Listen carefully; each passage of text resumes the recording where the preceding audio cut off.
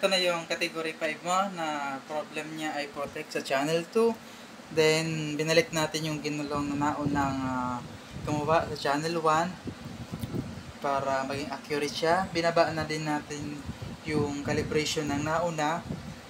Ilagay natin sa standard ng biasing. Ayan, okay na siya.